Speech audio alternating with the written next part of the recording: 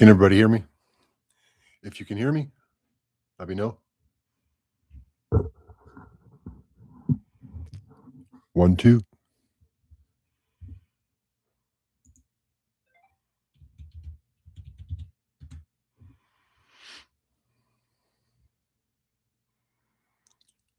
Zipporah Nong Fu, you're a little early. Is it Zethorex? All right.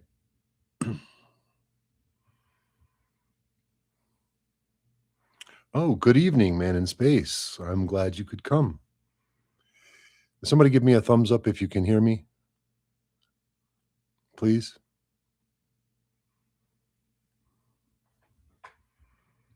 Outstanding. Thank you. All right. So I didn't do an enormous amount of preparation, but I did pull up some very important stuff here.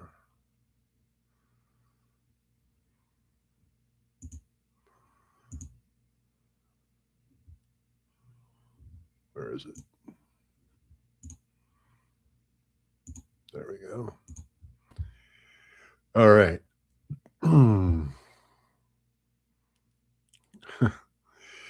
Well, thank you for taking a break, man in space.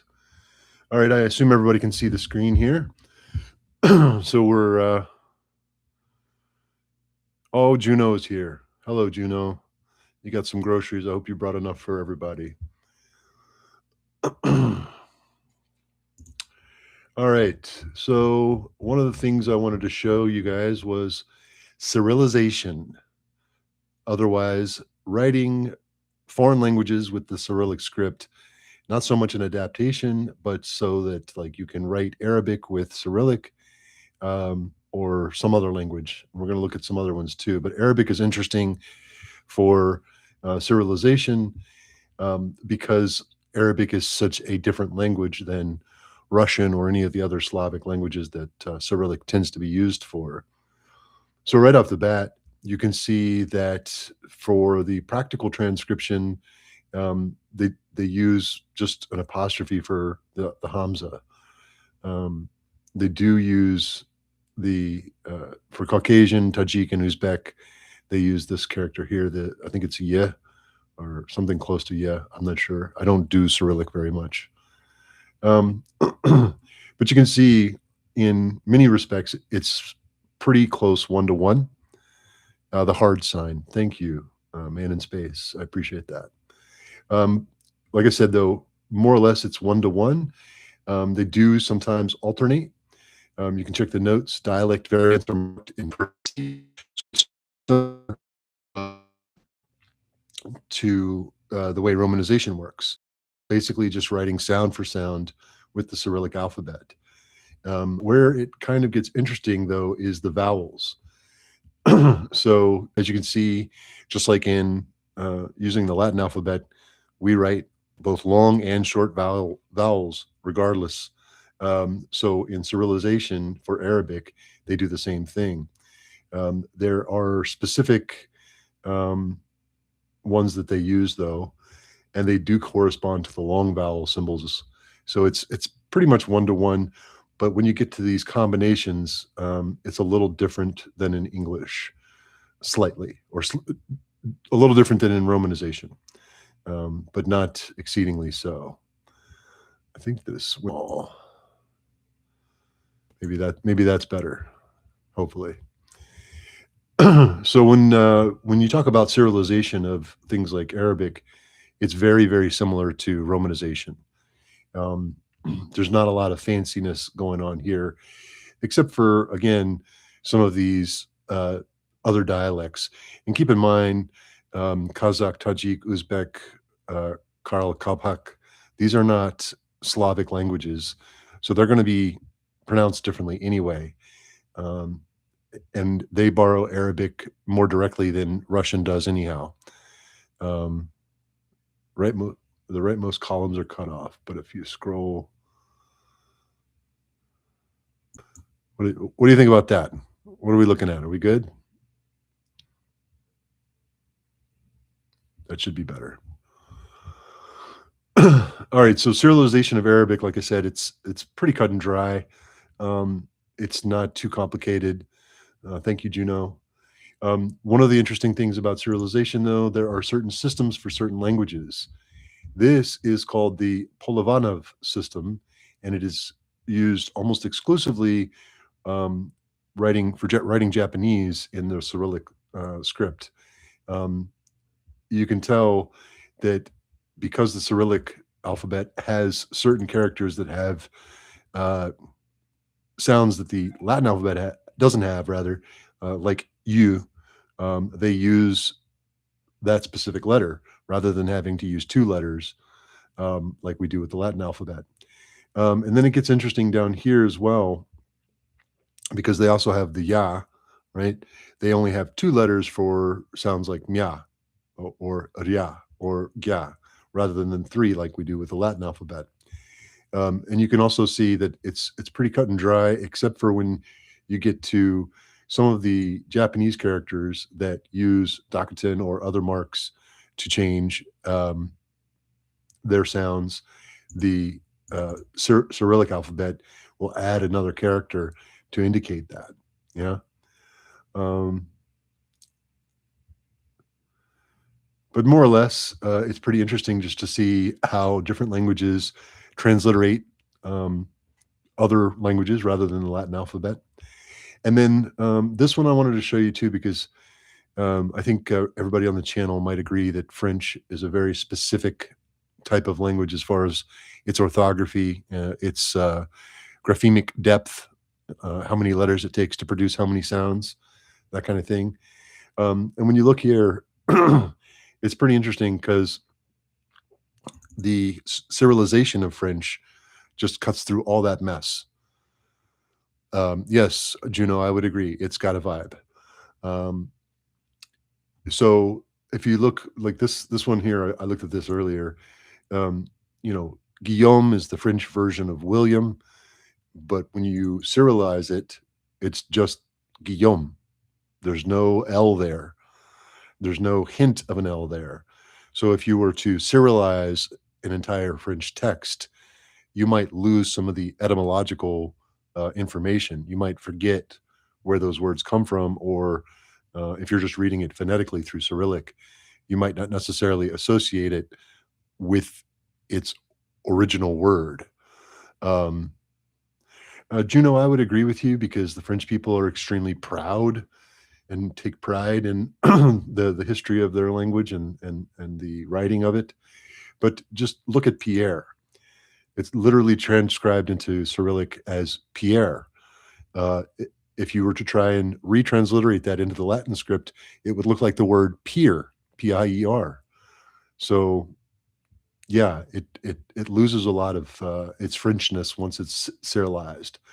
But this one, compared to the Japanese system or the Polovanov system and the Cyrillization of Arabic, we kind of went on a scale there, right? From a 1-to-1 to a sort of almost 1-to-1 to where it's completely off the rails, right? Why wouldn't they just use the yeah sign? That's a very good question, man in space. Um, I don't I don't think that transliteration or Cyrillization or Romanization can be always taken at face value. It's not just a transcription of letter for letter, it's about sounds. Yes, French is flush with palatalization, but again, um, how do I put it? It's not what the French person says, it's what the Russian person hears. I hope that makes sense. Like when you listen to Uzbek, if you were to write down what you heard with the Latin alphabet, it might be pretty well removed from what they actually say, the sounds that they actually utter. It's one of the reasons why indigenous American languages have such grotesque romanizations, which we'll get into a little bit here in a little while. Um, So Juno says Russian speakers might not perceive the phonological process the same. Yes, that. I couldn't have said it better, except I might have spelled it a little better, Juno. Um, no big deal. So, before we get into romanization, I wanted to touch on Unicode transliteration guidelines. So, Unicode is sort of a non-legally binding standard, if you will. It's sort of an academic standard, uh, but it's mainly used across websites and referred to across websites. Um, Transliteration, as it says there, is the general process for converting characters from one script to another. I don't think that that really does it justice because, as we just discussed, we're not just converting characters, we're talking about sounds. And sound perception is different than writing. That's a very important thing that everybody should take away from transliteration or romanization. Sound perception is not the same thing as writing. So, romanizing or serializing isn't always going to be a one for one deal. But this, I wanted to point out how it's established a standard across languages. And you can see here available transliterations. It's got Korean, it's got Japanese, Greek, Cyrillic, Indic, and others. We're going to click on the others. So the others here, um, the US Board on Geographic Names, which is a reference I'm going to be using in the upcoming video about romanization and transliteration more broadly. Um, it's pretty interesting, the standards that are in place, because typically, or I should say, generally speaking, they originate from map making and geography terms, right? So if I hear the term Saudi Arabia, how do I write that with the Latin alphabet, right? I'm sure the Saudis were very proud to show people the Arabic script and say, this is how we write Saudi Arabia. But how do you write that out? And so the geographic names, geographic information is the genesis for a lot of transliteration or romanization schemes that have been used throughout history. Um, so you can see here shaving, or excuse me, Shavian, right? Shavian has one-to-one correspondence typically, because Shavian was developed to write English, which for over 1,000 years, more than 1,000 years, has been using the Latin alphabet. So it's pretty close to one for one, except for certain sounds. Saudi Arabia, yes. There's a much dirtier term that I've heard used, but I won't utter it during this particular live stream. But along the lines of what you just typed, you know. So you can see here there's Arabic tables, right? But it not only presents the UN system, but compares it with the Board on Geographic Names, the 1956 system.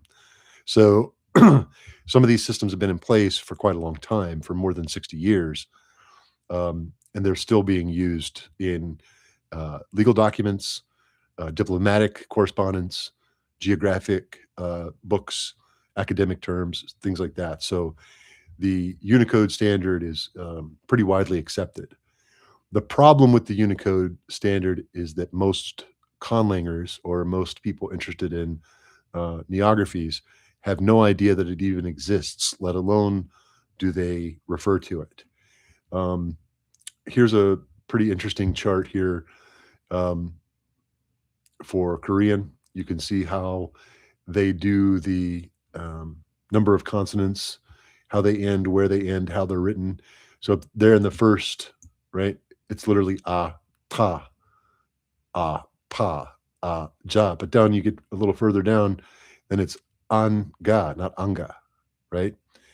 And so the transcription, or transliteration rather, has to follow as closely along with pronunciation and the way it's written as possible. That's one of the Unicode standards there.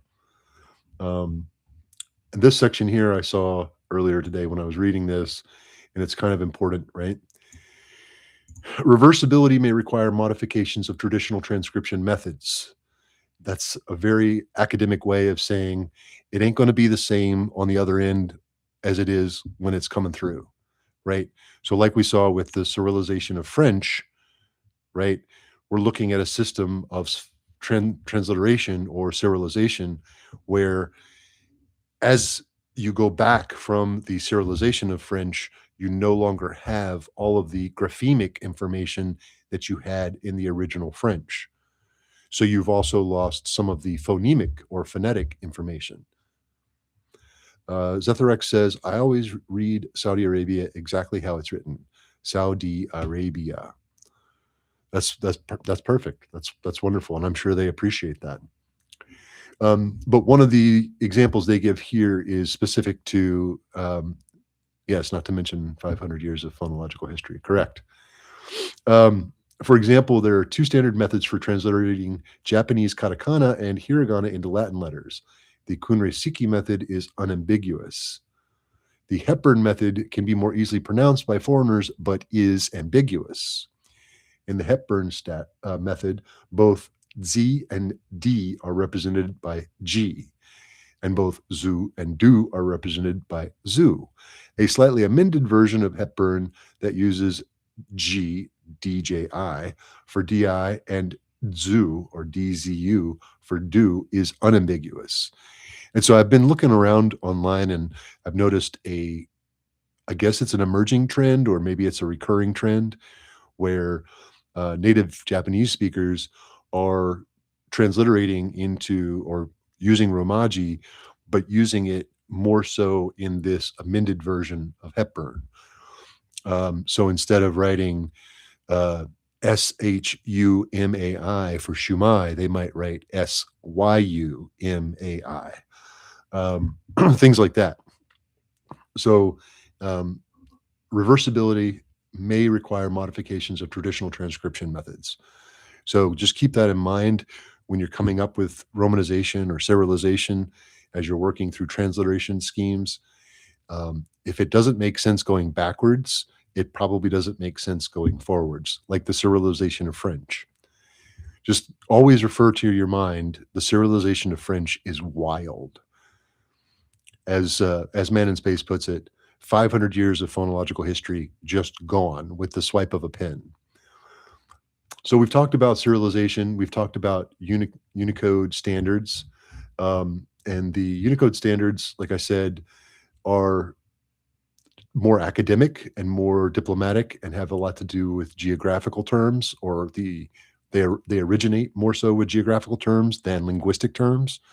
So keep that in mind when you use these as a reference or when you read about how they're used.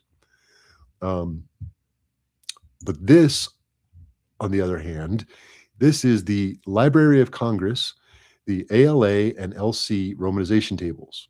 Okay, the source documents for all of these are available, and you can look here. They're even dated, which is really cool because you can get a sense of what changes might have taken place, including sometimes political changes.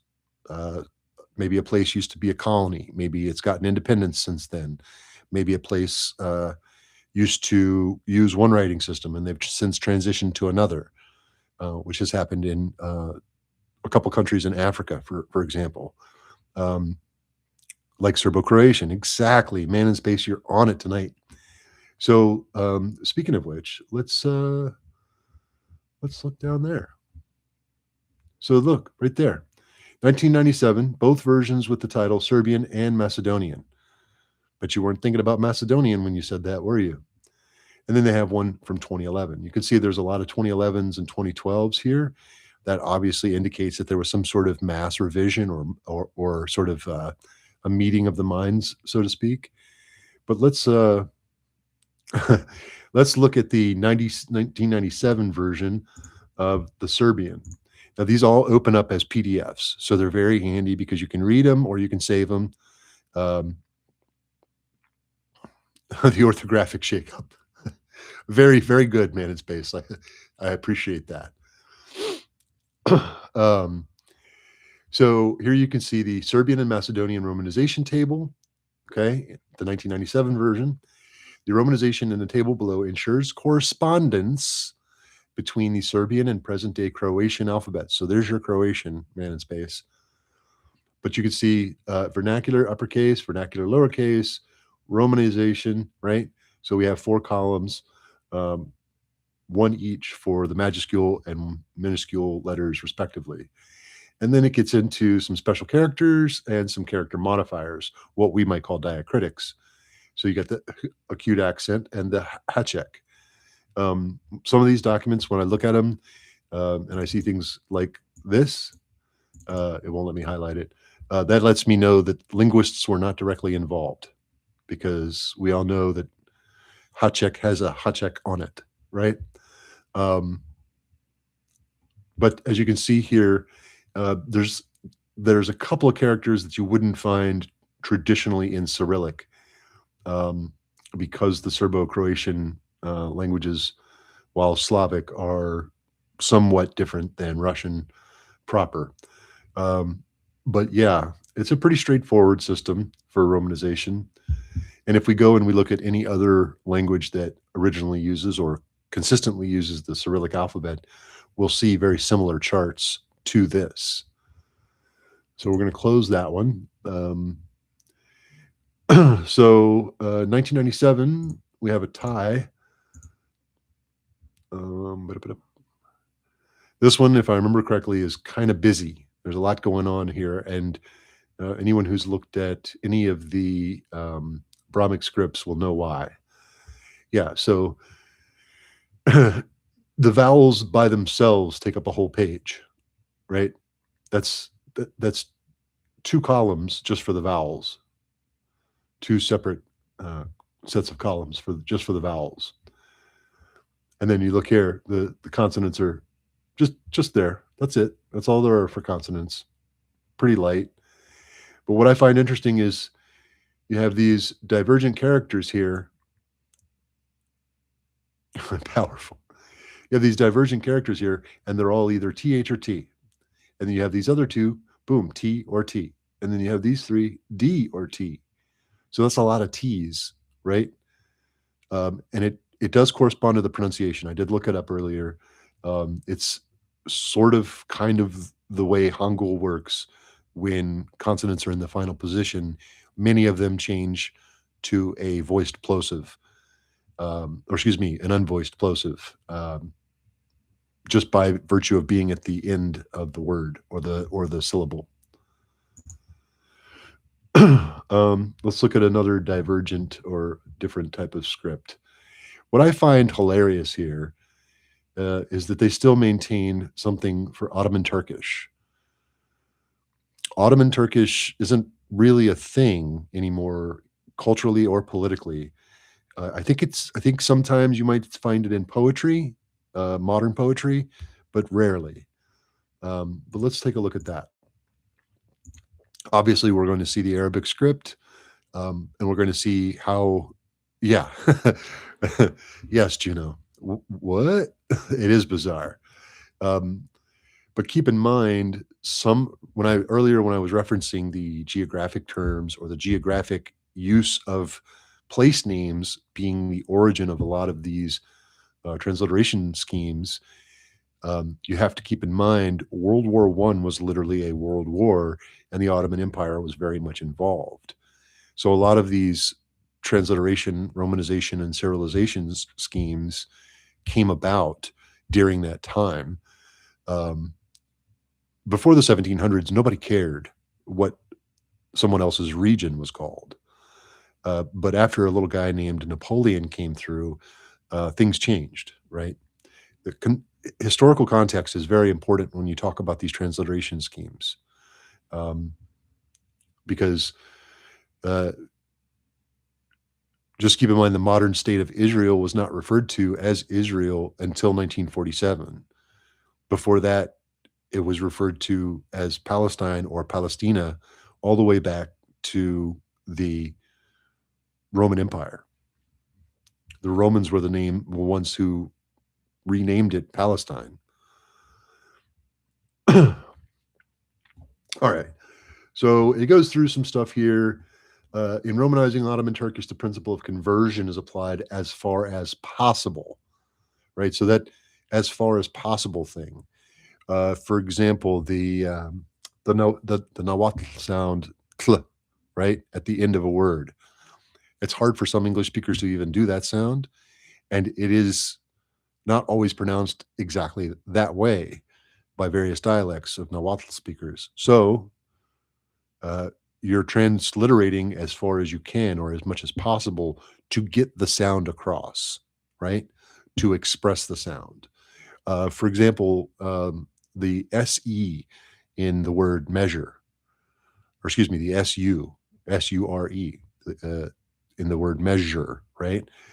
We have that sound in English. It occurs in a lot of words. Mostly they're words that we borrowed from French, sure, but we don't ever use the letter J for it unless the language that we're using or we're borrowing that word from originally used the letter J for it. Um, so yeah, we transliterate it or we romanize it based on the language it comes from, not so much based on our uh, writing system, if that makes sense. Now, Waddle has the added complication of being transliterated by Hispanophones with all that accent mass. I would agree that madness is the most appropriate way to describe it, man in space. Um, yeah, when we talk about indigenous languages and the settlers and colonizers, that's definitely a big issue. Mhm. Yes, the double L has been abused. I would agree with that. All right, so continuing to look here at the Ottoman Turkish from 1997. As you can see here, the Arabic article al or al, when romanized in modern Turkish, may take various forms. Among them, al, el, So just look right here. There's a thing here that we all know, or most of us know, I think, vowel harmony, which is a linguistic or a phonological phenomenon. It's not mentioned here because that's not who this is for. This is not for linguists. This is for people who are just writing out names and want to write them as accurately as possible. And so this right here is literally describing the vowel harmony and the sun and moon letter phenomenon in Arabic, but not expressing it that way, right? Ba-da-ba-da. All right, so here's the actual chart, and this is where things get a little interesting. Yes, Juno, that's the one of the reasons why I wanted to show these resources, the Library of Congress romanization resources, is because these resources are not written for linguists, and most of them are not written by linguists. So seeing a non-linguistic perspective can sometimes help us when we're writing our transliteration schemes or our romanization schemes to fully understand a better way to write them or a more easily digestible way. It's like listening to someone describe how a car works without them ever saying engine. Yes, no, I would agree with that, Juno. That's a very good analogy. All right, so um, notice how immediately they want us to omit the aleph when romanizing Ottoman Turkish. I think that's a bad idea, but they do have a note. We'll read the note here in a second. Ottoman Turkish did have the pa, which Arabic does not. Modern Arabic does not. And then you see here they have the s for the for the for the tha, which is weird, but we all know that Ottoman Turkish is not Arabic. And what's interesting is they have the sadia on the s for the sheen, right? And they have the sadia on the c for the ch. So Ottoman Turkish or Turkish today doesn't use the sadia. I don't think. No, I don't believe they do. So you can definitely tell that this is about transliteration. It's not about actually representing the. It does have the sadia man in space. Okay, thank you. All right. I couldn't remember right off the top of my head, but my point is, you can see this isn't about transliterating or romanizing the language accurately. Um, it it's about making it readable for English speakers. That's probably the best way to summarize it. These romanization schemes are about making it readable, period. Not necessarily linguistic or even phonological accuracy.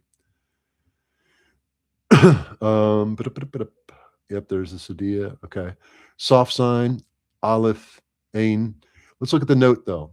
For orthographic uses of this letter, see the Arabic and Persian romanization tables. So when we're talking about Ottoman Turkish, they want us to refer to other romanization tables, specifically the Arabic and Persian, which is just funny because Ottoman Turkish is its own language. It uses that letter for its own purposes.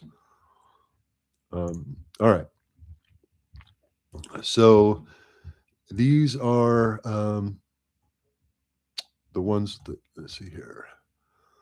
Where is it? There it is. Cherokee. All right. So the Cherokee video that I've produced is already loaded and is set to come out in a little while. But I wanted to show you guys how in 2012 the folks over there at the Library of Congress want us to Romanize Cherokee because it's a little weird, in my opinion. That's just my opinion, though. So some of the original stuff that I saw during my research for the Cherokee video, uh, missionaries and colonists and settlers were conversing with and transcribing Cherokee words as early as the mid 1700s. The transliteration or the romanization schemes for them were varied and diverse, but started to become solidified towards the early 1800s or the early 19th century. And frankly, they were not great. And I would argue that the current romanization of Cherokee is also not great. The Cherokee syllabary is a different topic at all altogether, as far as I'm concerned. But when we look at this romanization, they have the velar plosive there with QU, but then for the labial approximate W, they use W. So why are we using QU? Well, that was because they associated the qu sound with QU. I would be interested in hearing what Dr. Haig or Hag says. I believe it's probably Haig. But yeah, um, the romanization of Cherokee is pretty bad. Now, one thing I will say, um, so the Cherokee to Salagi thing actually hints at um, a specific band of Cherokee that referred to themselves as Charogi or Charagi. So it wasn't that the white folks heard Salagi and just said, "Oh, let's mess it up all the way to Cherokee." There were bands of Cherokee who used the "ra" instead of the "la." Uh, yeah, today you learned. That's what this is all about, you know. All right, and I also kind of think that the TS is a little weird, only because uh, sometimes it's even pronounced "j," like in jump, right? So I don't know, but again, these are dialectical variations, so I understand having a set standard.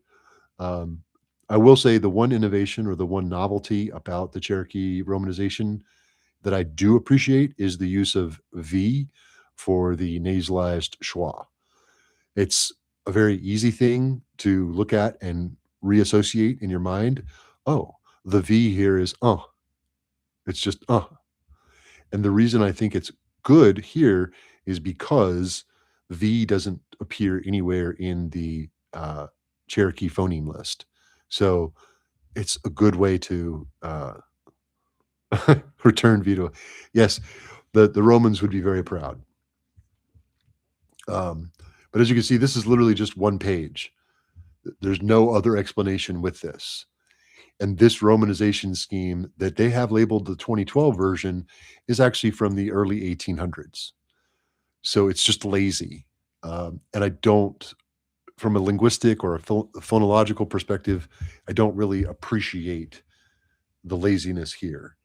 Uh, the velar plosive stuff, the use of "wa" instead of, I don't know. It's just kind of lazy. But I do cover in uh, unsurprising, yet you're still disappointed, and you should be. You should be disappointed. The early missionaries spent a lot of time doing things that were not good on just moral level, ethical level altogether. But one of the travesties, in my opinion, was their treatment of indigenous languages and cultures. Um, there's some languages that we know existed, but we have no information on them because the speaker group was already small when the colonizers came, and so they were gone before their language could even be properly written down. So yeah, there's a lot of that. And in the video I do on Cherokee, um, is it? Oh, Bethuk? Huh, okay, I'll look into that. Um, Bethuk? Okay. But I do discuss how the romanization scheme is not adequate to the actual language in conjunction with the writing system itself not being Beothuk. Okay, cool. Thank you, Man in Space. Um, in conjunction with the writing system not being fully adequate. So yeah, and I think there was another indigenous language on here that I wanted to cover. Yeah, there it is, right there, Inuktitut. Okay, so this one here, a little different than Cherokee. Obviously, they're not related languages. They're both indigenous American languages, but they're not related. Um, this one's a little more straightforward because I do think that it's easier. The phonological process in Inuktitut is a little more straightforward, in my opinion. That's just my opinion. But as you can see, this is also just one page. I'm showing you this to show you also not related even a little bit. Yeah. Um, to show you that indigenous languages are sometimes glossed over with these official documents, right? These official sort of like standards and practices for geographic recognition or linguistic recognition. It's something that I find very upsetting because a lot of the quirky stuff about language I've learned by learning about indigenous languages, including their phonological processes. But as you can see, this one's pretty cut and dry. It's not overly complicated. I thought there was one more indigenous language on here. Indigenous American language.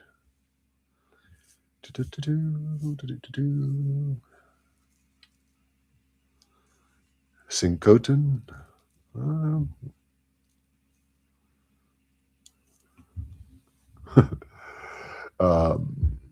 Yeah. Let's see here.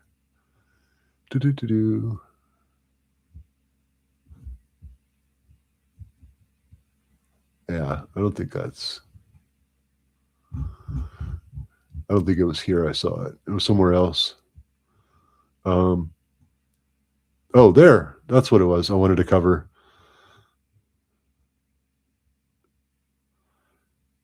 Yeah, I don't even want to talk about that one, Man in Space. If that's, yeah, cursed romanization for sure. We don't do cursed things here. That's a different channel. But as you can see here, the Deseret is also one page. This is obviously not an indigenous American language. Um, Juno, oh my God, a real life Klingon, but stupider. That sounds like a. Oh no, I'm sorry, it's 2 pages. Yeah, Deseret is 2 pages. Um, yeah, Deseret is just a really ugly looking English. So, yeah. Um, but again, Romanizing it is pretty straightforward. Anybody who saw my Shavian versus Deseret video, you know I find Deseret to be appalling. There was one other thing, Cyrillization. So there's Cyrillization of Korean, which was kind of interesting to read about because it all basically comes about during the Soviet era, as many of you could probably figure out on your own. But as you can see, they add these little these X's here, the to show the aspiration.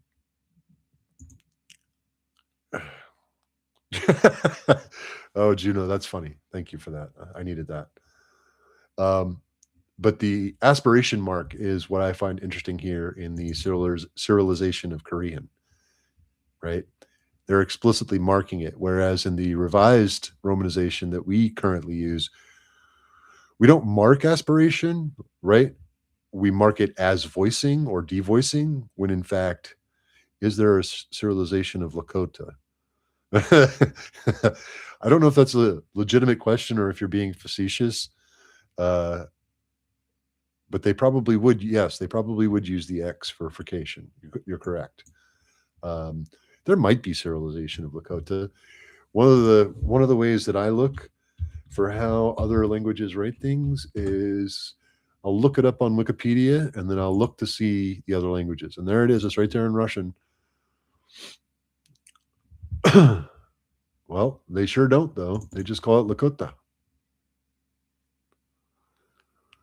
So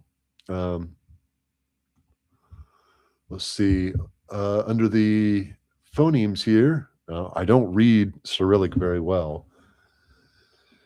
But yeah, you could, there it is. There's that X, big as day. They use it with, I'm pretty sure they use it with all the, with all the plosives. Look at the bottom of column 1. Yeah.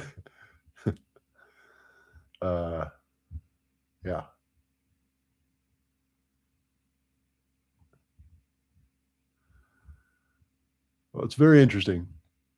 Very interesting indeed. They show the romanization scheme on this page. So yeah. All right. Cyrillization of Korean. Go back one. Cyrillization.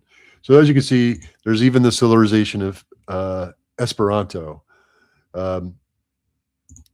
This I already don't like Esperanto, so you can imagine how I feel about this. And don't ask me questions, because this video is not about Esperanto. This is about transliteration and romanization and cyrillization specifically. So one of the most notable victims, and we're talking about romanization here, in my opinion, somewhere in the afterlife, Sam, I'll shed a tear. He can cry a river. That's fine. Or a Rio. Okay. Let's just have a moment. The two approaches to romanizing aspiration. Which one is worse? The world may never know.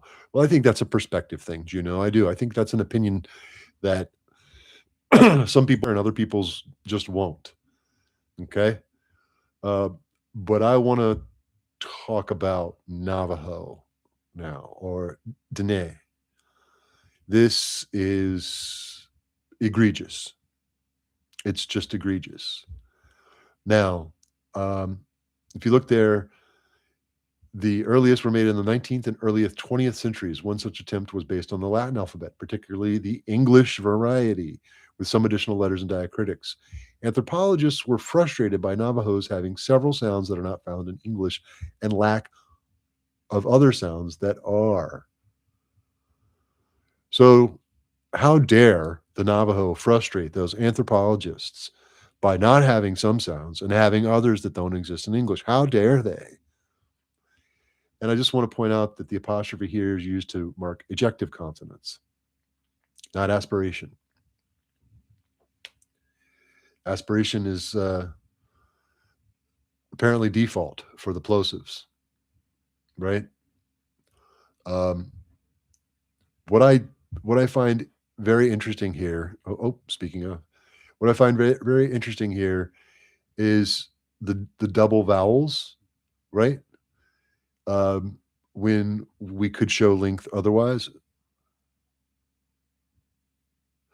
Yeah, I'm not a big fan of the way Kiowa is treated either. So there's a theme here, right? And the underlying theme is indigenous languages were not treated uniformly. They were treated, which I'm not saying languages should necessarily be treated uniformly. What I'm trying to get across is different missionaries, different academic groups, different scientific organizations were behind the Romanization schemes. uh, and so they each had different approaches because at the time in the 18th and 19th centuries, there weren't yet standards. I even bring it up in the Cherokee video, which everyone will hopefully enjoy. Um, but the idea is, you know, if I have untrained people, people who are not linguists, people who don't understand phonology, phonetics, or even understand the concept of a phoneme, who are then responsible for writing down a language that has never been written down. What you see on screen is the result. What you see on screen is what happens when people who don't understand phonemes, phonetics, and phonology get their hand on a pencil and try to transcribe a language that's never been transcribed before. So, vowel length, nasalization, uh, the different sort of sounds that Navajo does make are wildly transcribed when they have corresponding uh, when other languages in the Americas have similar sounds, but they are Romanized differently. That's the issue here, right? And because these languages have been, uh, I would agree with you, Juno. I would agree with you. Wacky Navajo and their English or their evil language that dares to not be SAE. Yeah, and that's Zipporah Nongfu. You're touching on sort of the genesis of a lot of this. All of these languages, I'd say the overwhelming majority of them, were were being transcribed and learned by missionaries who either spoke English or French as their first languages. And let's just go ahead and all agree that no Frenchman should ever be in charge of establishing a transcription or transliteration system ever, ever, for any reason, not with at least two other different language speakers in his or her presence at all times. Um, so Navajo is one. I already touched on Cherokee as far as indigenous languages that have wacky, wild transliteration or romanization. Let's look at Kiowa since Man in Space brought it up. Kiowa language. There it is. Yeah, so I mean, look, when we look at the consonants here on screen, right? It says there's 23 consonants. Now we all know, you know, allophones, etc. Sound changes next to glides, next to labials, whatever. Um, oh, interesting. Now their vowels, they have quite a bit of vowel things going on. They have distinctive length, nasalization, etc. Um, but when we look at the see, do they have orthography? Yes, they do.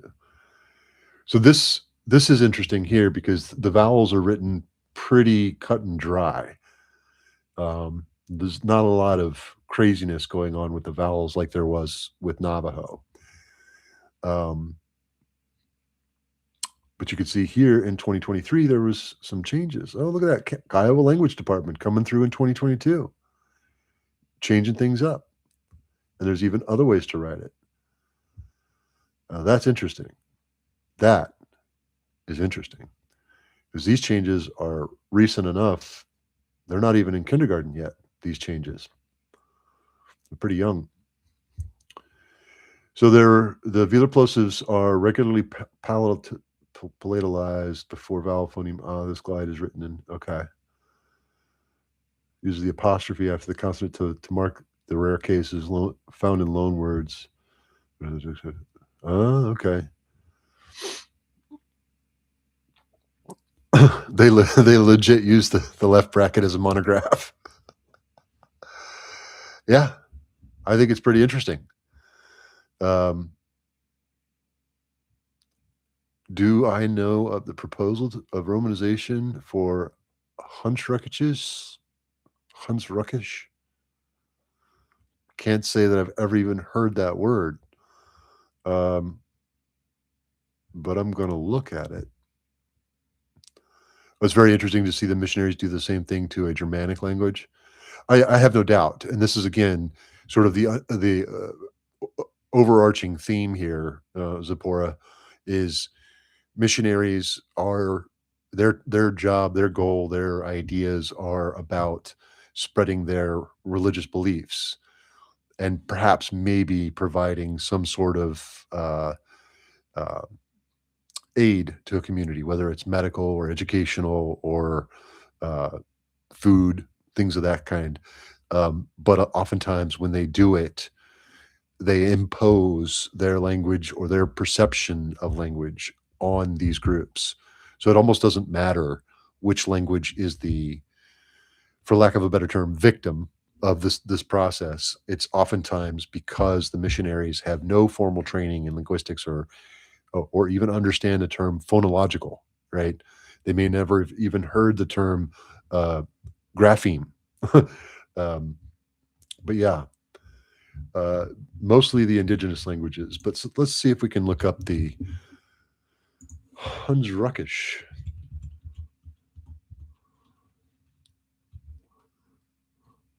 Oh, dialect of German. There it is, big as day. So phonology doesn't really give orthography here. So let's look for Romanization. I see it doesn't.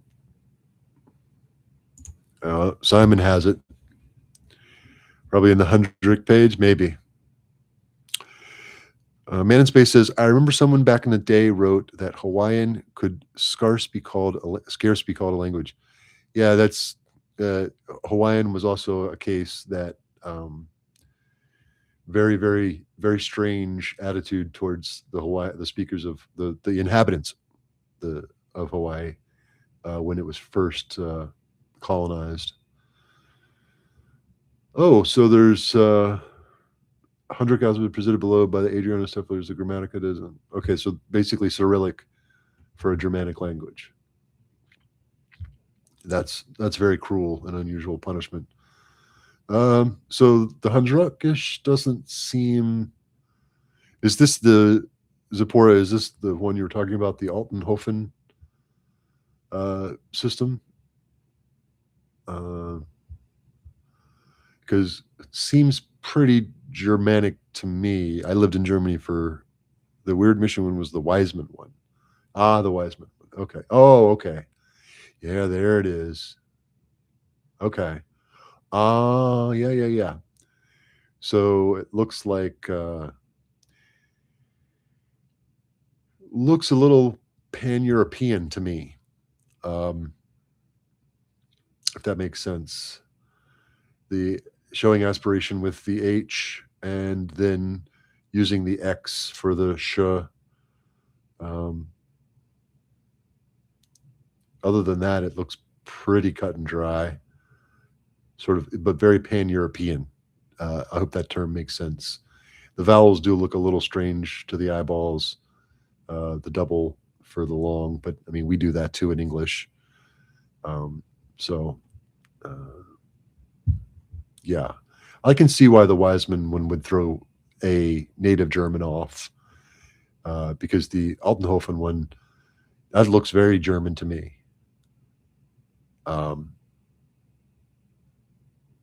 Yeah. The lack of CK, though, is weird. The combination of CK. All right. So there was another, what was it? Oh.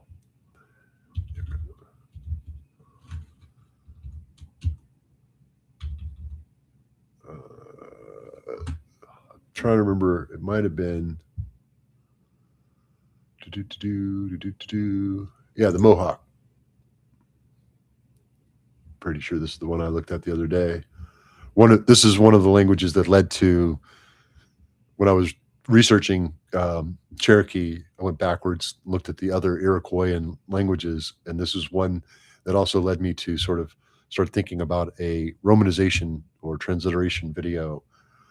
As you can see here, not a lot of consonants. A little bit of allophony going on there, but their consonant inventory is very low. And then their vowels are pretty straightforward. They have the 6 vowels, very similar. I do remember that, Man in Space, for Oneida, yes. Thank you for reminding me. But as you can see, Mohawk has the same, more or less the same 6 vowels that Cherokee has. It's not a schwa. It's the nasal vowel. It's just a nasal vowel. It's not a schwa. But oral and nasalized vowel, 4 vowel qualities occur in oral phonemes. Only 2 occur as nasalized vowels. The and the vowels can be long or short. So where is the orthography? Yeah, here it is. So the reason I wanted to point this one out is it's not as egregious, but it stands in stark contrast. Okay. And the reason it stands in stark contrast is because it's so cut and dry. They do use TS for the j sound, though, and I find that weird. I would like to point out, though, this little fact right here, it wasn't standardized until 1993. And just for reference, that means Bill Clinton was already president. Okay? That's not that long ago. But the reason it's interesting is when you look at when this orthography was standardized, finalized, like this is it, this is what we're going to use.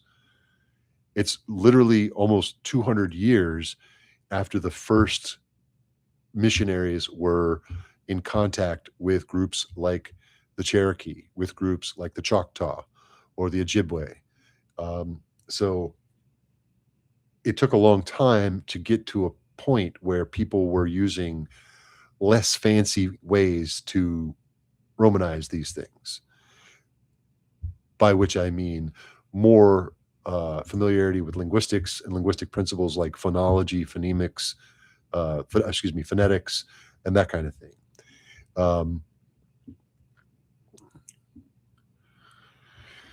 Yes, Man in Space. A lot of the modern media is embracing indigenous languages in a way that I find very refreshing. And they're doing it as accurately as they can. So that's very important. Juno says, I'm kind of curious as to who's responsible for the Micmac orthography. Why don't we figure it out? Oh, just the letter.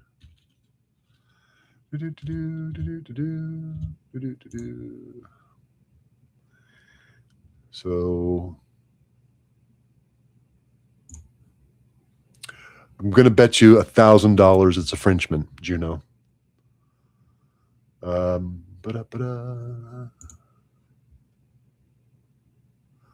because look at that phonology. That's a pretty straightforward. Echo did have a Cherokee dub, and the Prey movie had the dag on it. I thought it had the Apache Prey, which was one of the Predator movies, had the Apache dub to it. I did watch the Apache dub. That was wild. But if we look here at the Micmac phonology, it's pretty straightforward. So the atrocity of its romanization is most likely due to a Frenchman being involved, given where they are geographically. Um, so I don't see any notes here. Some aspects of the Newfoundland Micmac. Mhm. Yeah, I'm not seeing anything. Oh, geez. Oh, what is Acts of the Apostles? Oh, oh, Isaac Pittman. That's why. Poor Pittman.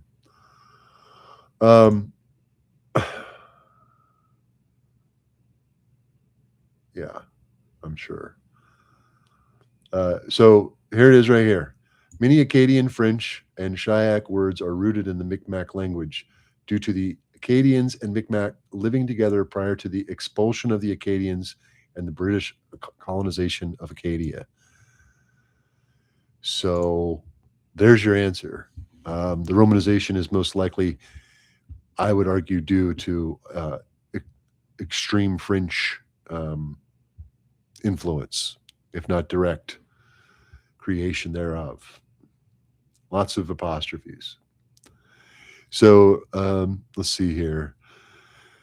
Whatever else can be said for the History Channel's Oak Island, they got the Micmac right. Well, even the Ancient Aliens guy pronounces Pumapunku correctly. So I don't know if that's necessarily an amazing feat. Juno says, my favorite example of the ortho is Ekpetisen. Yeah. I just never would trust one of those damnable francophones to even write my name properly. I just wouldn't. Um, and I was aware that Micmac has hieroglyphs. I don't believe they've been regularly used for well over a century, though. I could be mistaken, but it is now a relic of their history. It is no longer because it says writing system here historically. Yeah, and the little preview there says was a writing system for the Mi'kmaq language, later superseded by various Latin scripts. I love that that word various is doing a lot of work there, right? Mi'kmaq are Canadian First Nation whose homeland called Mi'kmaqi overlaps much of the Atlantic provinces. So yeah, let's look at this real quick before we close it out for the night here. Um, Logographic, well, duh, they're called hieroglyphs. Uh, full text. But see, it's hard to tell whether or not these existed prior to Europeans or whether they might have been influenced by Europeans.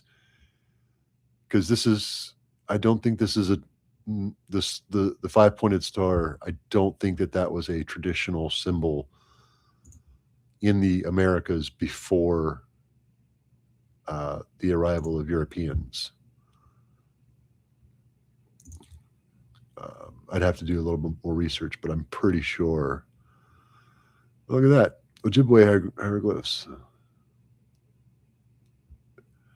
Anishinaabe. Yeah, Anishinaabe. See, I've seen these before as well. And see, these are interesting to me. Carved on birchwood, survived into the present day. That's pretty crazy. All right. Yeah, as artifacts, they're super fragile, so we have to like put all the examples to go. Yeah, exactly. The examples are minimal at best. All right, so we discussed serialization, and we sort of looked at the scale there of 1 to 1 for Arabic, then the medial scale here for Russian, or excuse me, Cyrillic used for Japanese. And then we saw the abomination that is the Cyrillization of French. We talked about the Unicode standards, Unicode transliteration guidelines.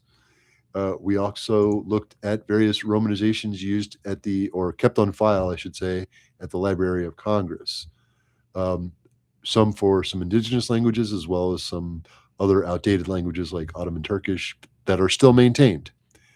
And they're maintained, I believe, because of the historical maps and atlases and globes even that are also kept there at the Library of Congress.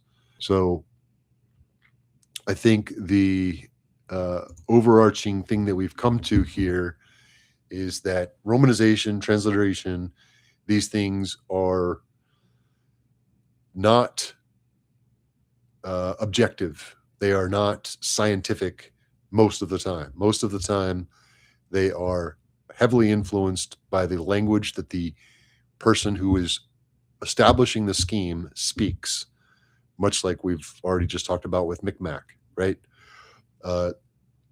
Romanization and transliteration are also influenced by what that person hears or perceives when they hear the native or indigenous language, right? It's not so much what the person who's speaking actually says. I've listened to some Navajo elders talking on YouTube, and then I've gone back and looked at the transcription of what they've said, and I don't always hear the transcription when these folks are speaking. I recognize that that's probably my English speaker's bias, and if I listen more closely, maybe I'll hear it. But I also think that sometimes people hear things that they think are there that aren't necessarily there. Again, Navajo is a completely different language than anything that I speak fluently, so who knows? When you task some of these indigenous groups, though, with transcribing their own language, much like with Cherokee, the system you get is still not going to be linguistically or phonologically something that makes sense. It's just going to be the way they perceive it. And you'll hear that you'll see that when you watch the Cherokee video. And I'm going to discuss some of this stuff in the transliteration or romanization video that I'm in the process of making. So I want to thank everybody for joining, for tuning in. I didn't see a live count. I think I had a total of, I think we got up to 10 at one point. Who knows? But I appreciate everybody joining. The other day, you misheard Cheerio as Curio, and there you go. Just that one little example demonstrates. And you're welcome, Man in Space. You're welcome. I enjoy doing this. It's cool. We all get to learn a little bit. We all get to see things from sort of a different perspective. Stay tuned, you guys. There's lots of videos already in the queue, lined up. I'm probably going to be offline for the next couple of days, but I'll be looking around. If you guys have ideas, let me know. I'd be happy to look at it. We can talk about it at the Discord server, anything like that. And enjoy the rest of your night, guys. All right? I enjoyed doing this.